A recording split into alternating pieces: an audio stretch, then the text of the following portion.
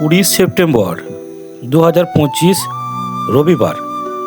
আমরা তিনজন, আমি, সম্রাট ও প্রীতম গিয়েছিলাম একদিনের ভ্রমণে পশ্চিম বর্ধমানের গড় জঙ্গলে।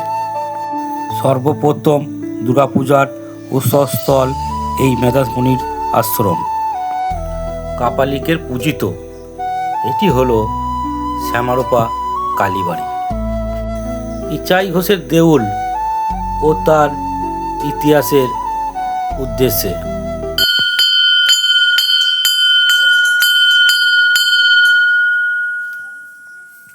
প্রথম পর্বে আপনারা দেখেছিলেন মেধাসমণির আশ্রম ও রাজা সুরত ও সমাধি বসুর সমগ্র ভারতবর্ষে সর্বপ্রথম দুর্গাপূজার উৎসস্থল।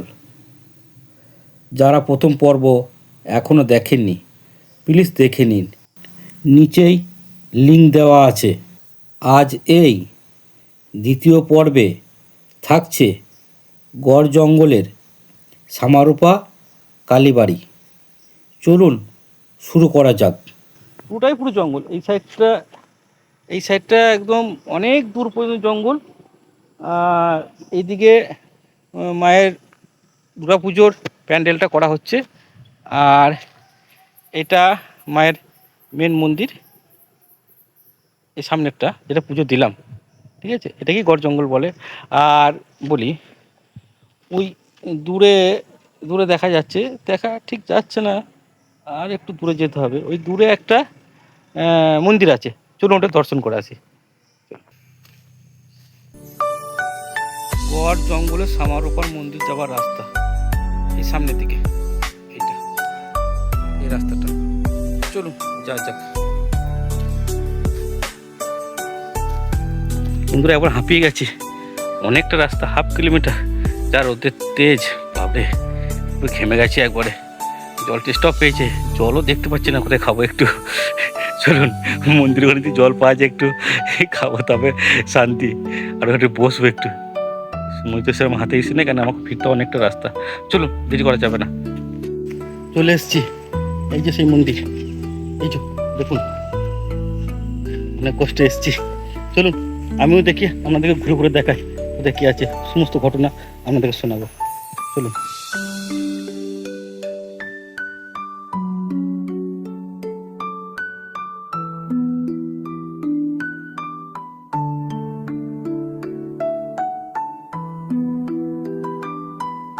দেবী গড়জঙ্গল শ্যামারূপা মন্দির। আচ্ছা, এই মন্দির সেন বংশ আমলে প্রতিষ্ঠা হয়েছে, রাজা লক্ষণ সেন আমলে, অনেক দিন, আজ থেকে 1200 বছর আগে। আচ্ছা এই মন্দির দেবী চণ্ডীরূপী দুর্গা।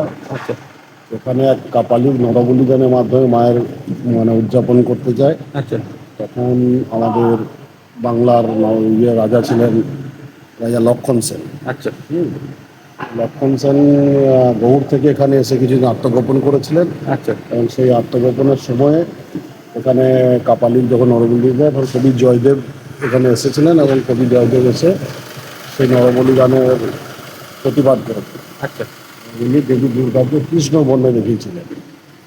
কৃষ্ণবর্ণে? হ্যাঁ, কৃষ্ণবর্ণ। তার জন্য নাম হচ্ছে শ্যামরূপা। ঠিক আছে, তো শ্যামরূপা মায়ের উনি প্রতিষ্ঠা করেছিলেন, এবং তখন থেকে নামকরণ হয় শ্যামরূপা। এবার গৌড়ে যখন লক্ষণ সেন ফিরে যায়, আচ্ছা তখন এখানে মায়ের সাধনা করে ইচাই ঘোষ। আচ্ছা, এবং ইচাই ঘোষ সাধনায় সিদ্ধি লাভ করে মায়ের এখানে প্রথম দুর্গাপুজো করে, যেটা আমাদের বাংলার প্রথম প্রথম দুর্গাপুজো, প্রথম দুর্গাপুজো। ওটা ভারতবর্ষের প্রথম? ভারতবর্ষের প্রথম দুর্গাপুজো এখান থেকে শুরু হয়েছিল, যার জন্য আমাদের পার্শ্ববর্তী এলাকার নাম হচ্ছে দুর্গাপুর। 1204 খ্রিস্টাব্দে বাংলায় রাজত্ব করছিলেন সেন বংশের রাজা লক্ষণ সেন।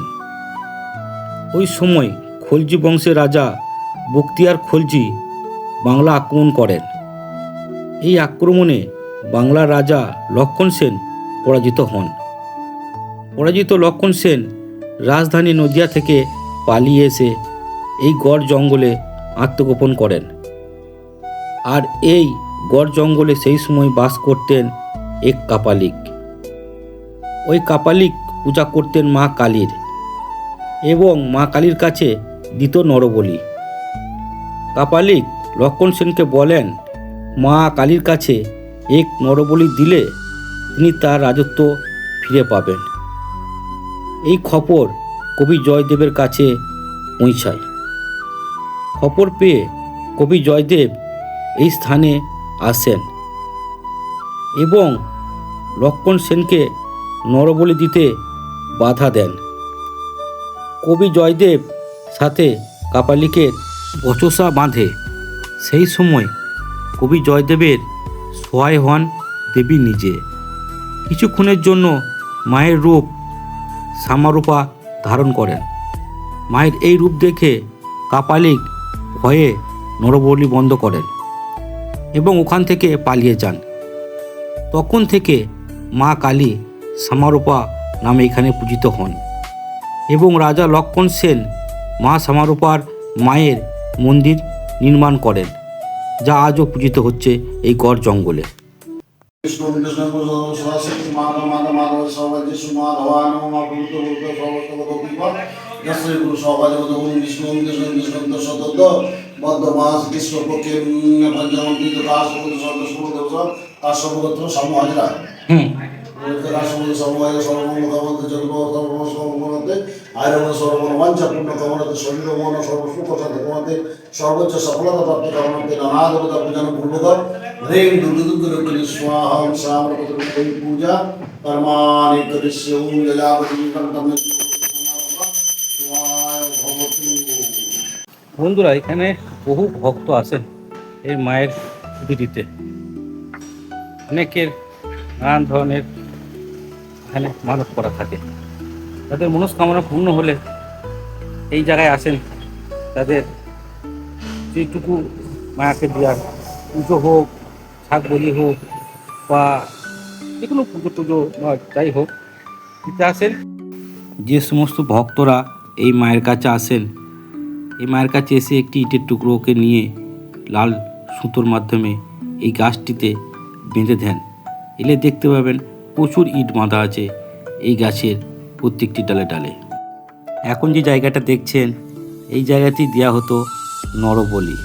কাপালিক এইখানেই রাজা লক্ষণ সেনকে নরবলি দিতে বলেছিলেন তার রাজ্য ফিরে পাওয়ার জন্য, কিন্তু কবি জয়দেব তিনি বাধা দিয়েছিলেন। এই শ্যামরূপা মন্দিরের সাথে আরেকটি ইতিহাস রয়েছে। সেটি হলো আরেক রাজা ইচাই ঘোষ। লক্ষণ সেন এর পরবর্তীকালে এই দেবীর বরপুত্র হিসাবে পূজা করতেন এই ইচাই ঘোষ। তৃতীয় পর্বে আপনাদেরকে শোনাবো এই ইচাই ঘোষেরই গল্প। বন্ধুরা, কেমন লাগলো আপনাদের? যদি ভালো লেগে থাকে একটু কমেন্ট করে জানাবেন, আর লাইক শেয়ারটা একটু করে দেবেন, তাতে নতুন নতুন ভিডিও আনতে ভালো লাগবে। Thank you. আজকে এই পর্যন্তই, আর পরের ভিডিওতে দেখা হচ্ছে। আসি, টাটা।